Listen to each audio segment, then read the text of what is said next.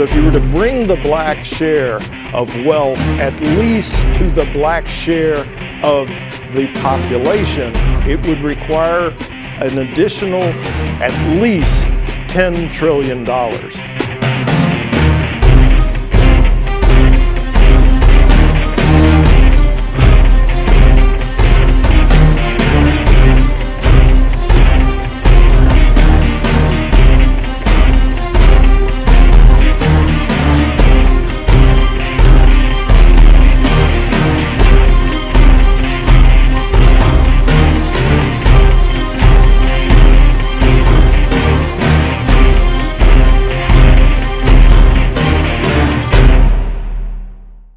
Back at it.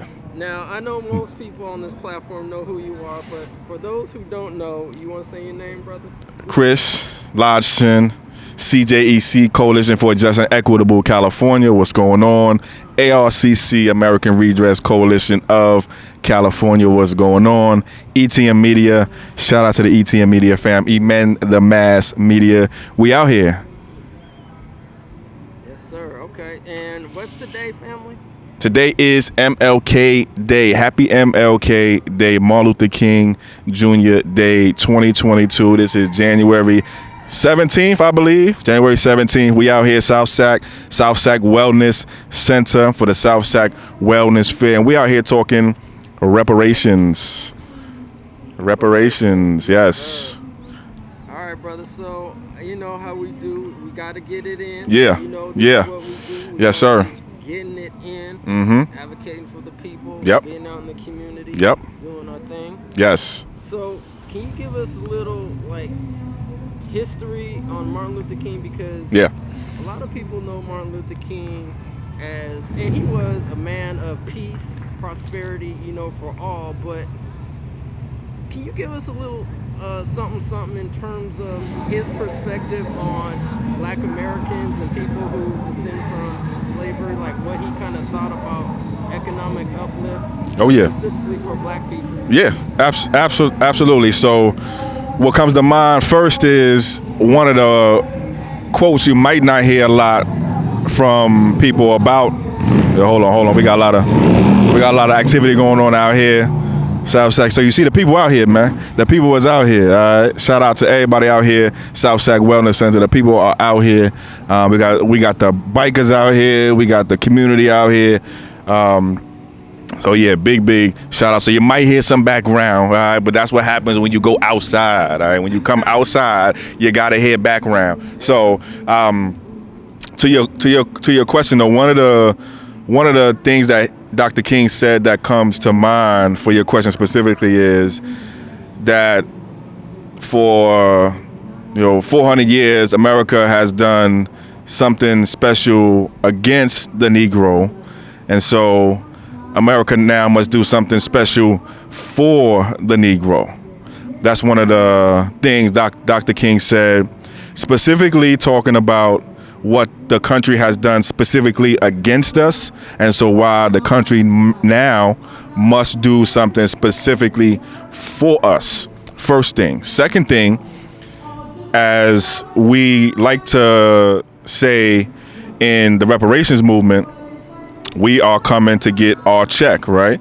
That is a direct quote from Dr. King. Dr. King was fighting for reparations. He was fighting for special, specific redress for Black folks who descend from U.S. slavery. Back then, they called them the Negroes, or they called us the Negroes, right? But that is us as a specific group of people. And he said that we're coming to get ours. We coming to get our check. We coming to get our reparations. So that is something that I think is specifically not talked a lot about when we talk about Dr. Martin Luther King, and especially on Dr. Martin Luther King Day.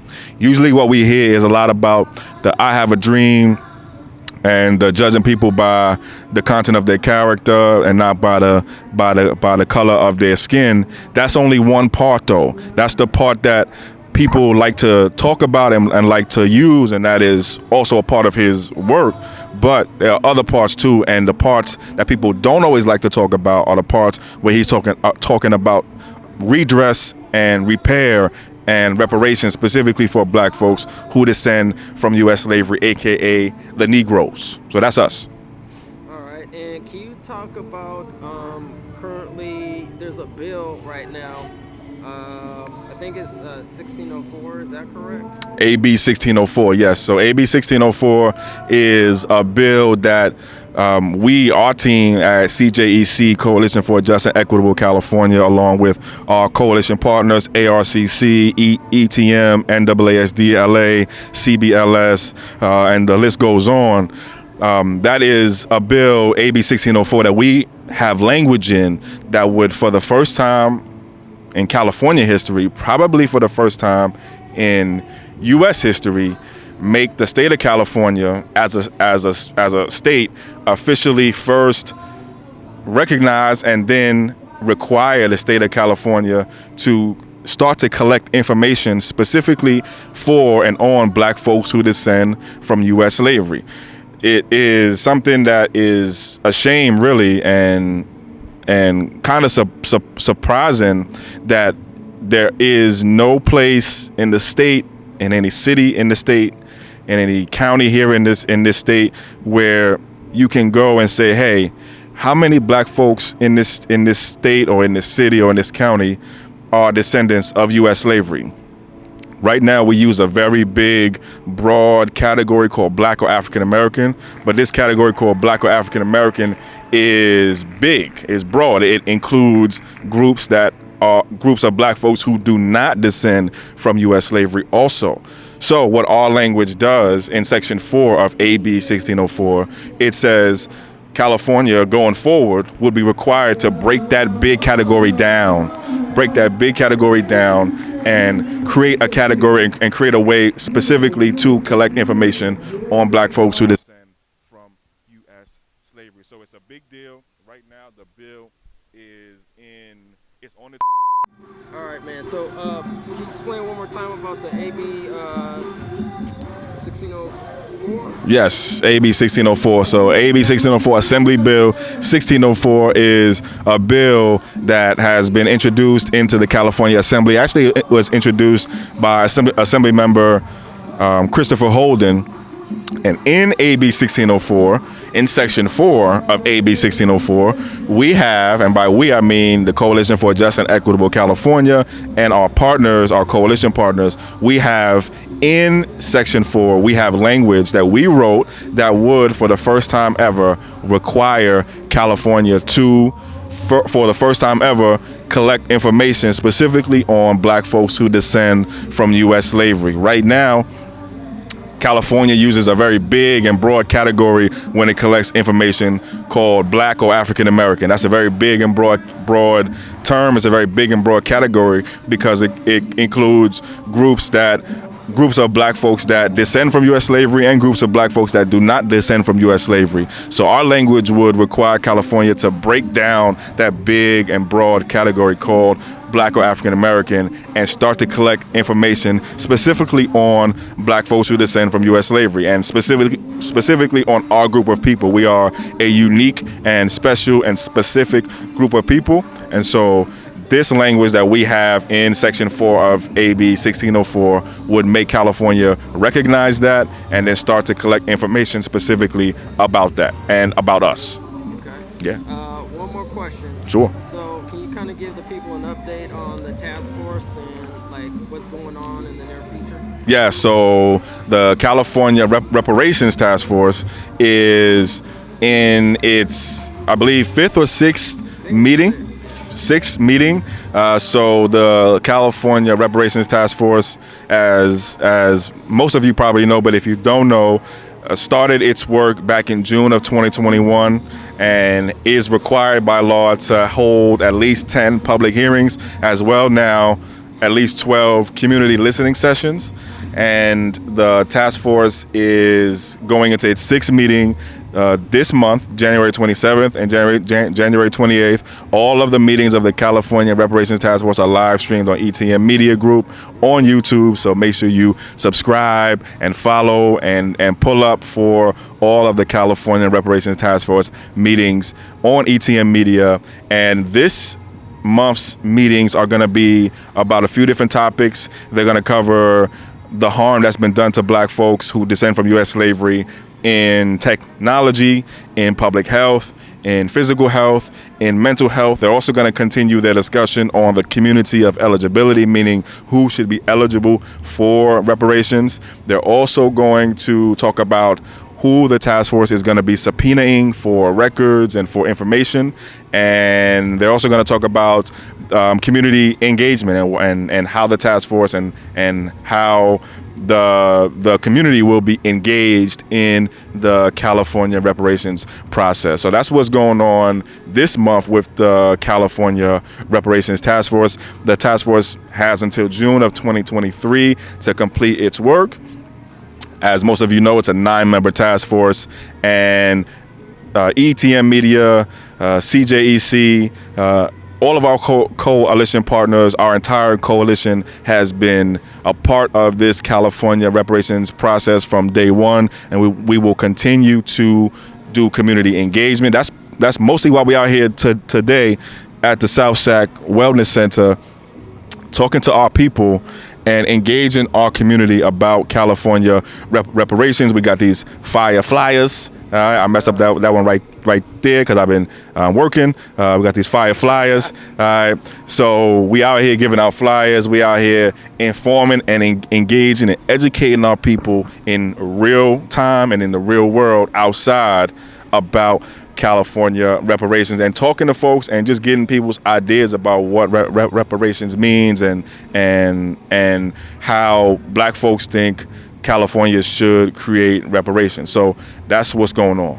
And can you, I guess it's already out, but in terms of CJEC, the update in its relation to the California Task Force? Yeah, definitely. So this already out. It's already out. So we definitely could say it. But so CJEC, and that is the Coalition for Just and Equitable California. We have been selected as one of the official anchor organizations that is going to be helping to lead the Reparations Task Force's community engagement plan and program. Now, as most of y'all know, we have been doing community engagement for California reparations since 2020, 2019.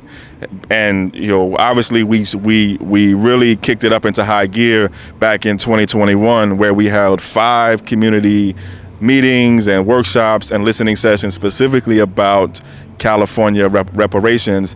And the task force has acknowledged and recognized that work and selected us as one of the 6 community groups that it is going to be working with officially to do its 2022 and 2023 California reparations community engagement. So just a big shout out to everybody who has been a part of this effort from day one. Really, this is a testament to the work that all of us has been doing. Each of you has been doing from day one, and just really being boots on the ground and being wings in the air and being everything everywhere else. This is really a testament to your work. So I want to thank you. I want to thank everybody that's been a part of this. I want to thank the task force for recognizing us and for selecting us.